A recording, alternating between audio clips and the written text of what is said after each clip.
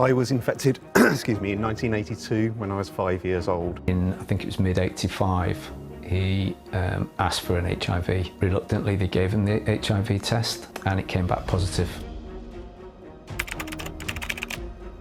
1990 UK 7 साल के Colin Smith की एचआईवी की वजह से मौत हो गई। रीजन इन्फेक्टेड ब्लड, यानी कि अलग अलग वायरस से भरे ब्लड का इस्तेमाल। 1994 में शैम रशबाय 2 साल की उम्र में अनाथ हो गया। पूरे फैमिली की एचआईवी और हेपेटाइटिस की वजह से मौत हो गई। रीजन अगेन इन्फेक्टेड ब्लड का इस्तेमाल। दोस्तों ये कोई इक्का दुक्का केस नहीं, यूके में सिर्फ 1970s से 2000s तक 3000 से भी ज्यादा लोग एचआईवी और हेपेटाइटिस मतलब इन्फेक्टेड ब्लड से मारे गए। पर इन सब में एक चीज कॉमन थी, पता है क्या? इन सभी ने 1970s में सेम ट्रीटमेंट करवाई थी। सो द क्वेश्चन इज, आखिर वो ट्रीटमेंट क्या थी और उसमें ऐसा क्या था कि लोगों की जान चली गई? अब आप ही सोचिए, किसी भी देश में अगर एक साथ इतने सारे लोग एचआईवी और हेपेटाइटिस जैसे जानलेवा वायरस से मर रहे हैं तो वहां की गवर्नमेंट को कुछ तो एक्शन लेना ही चाहिए था, पर यहां ऐसा कुछ हुआ ही नहीं। पर ऐसा क्यों नहीं हुआ? क्या इस पूरे कांड में उनका ही हाथ था? जी हाँ, ये सब उन्हीं की चाल थी जो मैं आपको आज इस वीडियो के अंदर प्रूफ के साथ बताने वाला हूं।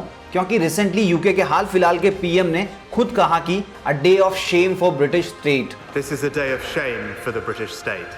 अब ये बात तो 1970s 80s की है, तो फिर आज अचानक ऐसा क्या हुआ कि इस मुद्दे को हर न्यूज चैनल और हर सोशल मीडिया प्लेटफॉर्म पे उछाला जा रहा है? सो आज के इस वीडियो में हम इन्हीं सारे सवालों के जवाब जानने की कोशिश करेंगे। लेकिन उससे पहले अभी तक आपने वीडियो को लाइक नहीं किया तो प्लीज लाइक कर दीजिए और चैनल को भी सब्सक्राइब कर लीजिए, ताकि जब भी मैं कोई नया वीडियो अपलोड करूं उसका नोटिफिकेशन आपको सबसे पहले मिल जाए। तो दोस्तों कहानी की शुरुआत होती है वर्ल्ड वॉर 2 से। वर्ल्ड वॉर 2 में लगातार जर्मनी से हो रहे बॉम्ब अटैक के कारण यूके मुसीबतों से गुजर रहा था। हर तरफ से बॉम्ब से निकले हुए रेडिएशन फैले हुए थे और इन रेडिएशन की वजह से यूके को भारी नुकसान झेलना पड़ रहा था। अब देखिए, वॉर तो खत्म हो गया, पर वॉर के बाद यूके में पैदा हुआ 100 में से एक बच्चा एक ऐसे रोग के साथ पैदा हो रहा था जिसमें वो केवल 25 साल ही जी सकता था। देखिए एक्चुअली हुआ क्या, वॉर में निकले रेडिएशन ने वहां रहने वाले लोगों के जीन्स को पूरी तरीके से खराब कर दिया और इसी वजह से यूके में आने वाली पीढ़ी में खराब जीन के कारण हीमोफीलिया पेशेंट्स का आंकड़ा तेजी से बढ़ने लग गया। दोस्तों आपने देखा होगा, हमें जब भी चोट लगती है तो जहां भी हमें लगता है वहां खून जमा होने लगता है ताकि ज्यादा खून बाहर ना निकल पाए।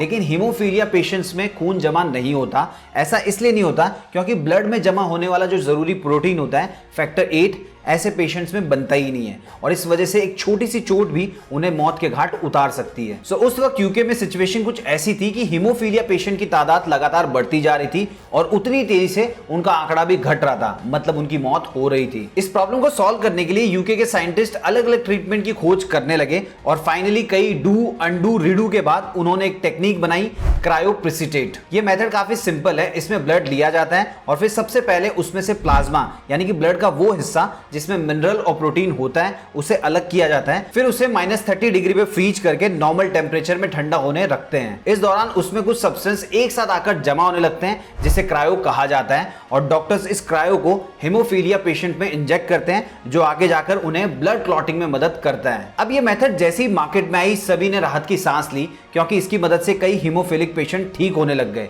पर यूके के कुछ साइंटिस्ट को इसमें 2 मेजर प्रॉब्लम्स नजर आई। पहली, इसे ज्यादा दिन तक स्टोर नहीं किया जा सकता था और दूसरा, इसमें मेन प्रोटीन कम और बाकी की चीजें ज्यादा थी जिसकी वजह से इस ट्रीटमेंट का असर होता तो था पर कुछ देर बाद। पर यूके के डॉक्टर्स को इंस्टेंट येट इफेक्टिव ट्रीटमेंट चाहिए था, इसीलिए यूके के कुछ साइंटिस्ट और रिसर्चर्स ने मिलकर एक नई मेथड बनाने के बारे में सोचा और उसका आइडिया काफी सिंपल सा था।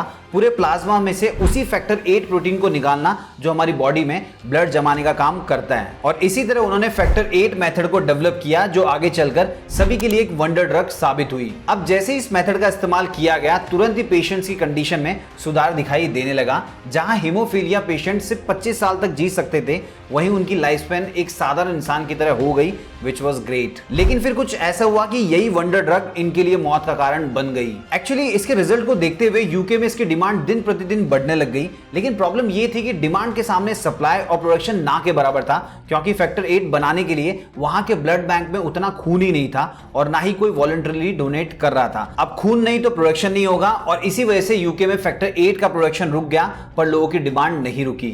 और इसीलिए मजबूरन यूके को सिमिलर मेथड पे काम कर रहे यूएसए से मदद लेनी पड़ी और उन्होंने यूएसए से ब्लड और ब्लड प्रोडक्ट फैक्टर 8 यूके में इंपोर्ट करवाया। और दोस्तों यहीं से यूके में ब्लड स्कैंडल की शुरुआत हुई। देखिए यूएसए से हेल्प लेना यूके की सबसे बड़ी गलती साबित हुई, क्योंकि 1970 में प्लाज्मा टेक्निक नई नई बनी थी, इसीलिए इसके मेडिकल यूज में बहुत ज्यादा ग्रोथ देखने को मिली। पर प्रॉब्लम यह थी कि इस प्लाज्मा को बनाने के लिए भारी मात्रा में खून की जरूरत थी और उस वक्त प्रॉपर अवेयरनेस ना होने के कारण लोग ब्लड डोनेट नहीं करते थे या फिर करने से कतराते थे। पर दोस्तों ब्लड तो चाहिए था, इसीलिए यूएसए ने एक स्ट्रेटेजी निकाली। उन्होंने दूसरे देशों की तरह नॉर्मल डोनेशन नहीं करके पेड ब्लड डोनेशन का तरीका अपनाया और इस पेड ब्लड डोनेशन के लिए उन्होंने सहारा लिया प्रिजनर्स और ड्रग एडिक्ट्स का, क्योंकि उन्हें पता था कि इन लोगों को पैसे की जरूरत होती है और ये लोग थोड़े से पैसे के लिए ब्लड डोनेट आसानी से कर देंगे। दोस्तों इससे दो चीजें हुई, सबसे पहले तो ब्लड डोनेशन हो गया और साथ ही साथ में उनके पैसे भी बच गए, यानी कि एक तीर से दो निशान। और अपनी इसी स्ट्रेटजी के तहत उन्होंने प्रिजनर्स और ड्रग एडिक्ट से ब्लड लेना शुरू किया। अब देखिए उस वक्त ब्लड सैंपल को टेस्ट करने के लिए कोई टेक्नोलॉजी नहीं थी, ना ही ये पता किया जा सकता था कि किसे एचआईवी है या किसे हेपेटाइटिस। तो एचआईवी इन्फेक्टेड और हेपेटाइटिस इन्फेक्टेड खून का इस्तेमाल करके यूएसए ने फैक्टर 8 बनाया और इसे यूके को बेच दिया। फिर यूके ने भी बिना किसी जांच पड़ताल के इसे 30,000 से ज्यादा हेमोफिलिक पेशेंट और जिनकी सर्जरी हुई थी उन पेशेंट्स में इंजेक्ट किया। अब देखिए दोस्तों शुरुआत में तो सब कुछ सही चला, पर ट्रीटमेंट के कुछ दिन बाद 27,000 लोगों को एचआईवी और हेपेटाइटिस सी, जिसमें लिवर खराब हो जाता है, ऐसी बीमारियां होने लग गई और कुछ साल बाद इनमें से 3,000 से ज्यादा पेशेंट्स को अपनी जान गंवानी पड़ी। अब दोस्तों क्या आपके मन में ये सवाल नहीं आ रहा है? क्योंकि मुझे तो ये सवाल बहुत ज्यादा खटक रहा है। सोचो अगर 1980s तक करीब 3,000 लोगों की जान चली गई, कई सारे लोग एड्स और हेपेटाइटिस से जूझ रहे थे, तो यूके की गवर्नमेंट ने इस पे कोई एक्शन क्यों नहीं लिया? वो चुपचाप सब कुछ कैसे देखती रही? दोस्तों वो एक्शन लेती भी कैसे? क्योंकि ये कोई एक्सीडेंट नहीं था, पूरे ब्लड स्कैंडल की कर्ता धर्ता यूके की गवर्नमेंट ही थी। फर्स्टली 1953 में वर्ल्ड हेल्थ ऑर्गेनाइजेशन ने साफ साफ सभी देशों को वार्न किया था कि प्लाज्मा से बने सभी प्रोडक्ट्स हेपेटाइटिस जैसी लीवर डैमेजिंग डिजीज से कनेक्टेड होते हैं, तो कोई भी देश इसे बाकी के देशों से इंपोर्ट नहीं करेगा। इनफैक्ट ये तक कहा था कि प्लाज्मा में फैक्टर 8 जिस तरीके से बनाया जाता है वो भी गलत है, क्योंकि देखिए इस प्रोसेस में सिर्फ एक इंसान के प्लाज्मा का इस्तेमाल नहीं होता, बल्कि कई सारे लोगों के प्लाज्मा को एक साथ मिलाकर फैक्टर 8 बनाया जाता है। इससे हाई चांसेस होते हैं कि अगर 100 में से किसी भी एक इंसान को एचआईवी या हेपेटाइटिस जैसी बीमारी हुई तो पूरे प्रोडक्शन को इन्फेक्ट कर सकता है। लेकिन यूके की गवर्नमेंट ने इस बात को बड़े बखूबी से नजरअंदाज किया। सेकेंडली 1940s में एक रूल बनाया गया था, सपोज कोई भी मेडिकल फर्म प्लाज्मा का इस्तेमाल करना चाहती है तो वो सबसे पहले प्लाज्मा को एक सर्टेन टेम्परेचर पे गर्म करेगी। इससे होगा ये कि उसमें सभी वायरस और जो बैक्टीरियाज होंगे वो खत्म हो जाएंगे और प्योर प्लाज्मा पेशेंट को मिल पाएगा। पर यूके ने इस बात को कंप्लीटली इग्नोर किया। थर्डली बीबीसी न्यूज के अनुसार इस फैक्टर 8 में जो क्लिनिकली ट्रायल हुए थे वो 2 साल के बच्चों पे किए गए थे, वो भी बिना उनके माता पिता के परमिशन के, और सैडली जितने भी बच्चों पे ट्रायल किए गए थे उन सभी की मौत हो गई। फिर 1974 और 1987 में यूके के ट्रेलॉर कॉलेज जो फिजिकली डिसेबल बच्चों को पढ़ाता है उन बच्चों पर भी ये ट्रायल किए गए और उनमें से भी 75 बच्चे एचआईवी और हेपेटाइटिस सी इन्फेक्शन से मारे गए। और दोस्तों सबसे शर्मनाक बात यह है कि इन सब के लिए यूके की गवर्नमेंट फंड दे रही थी।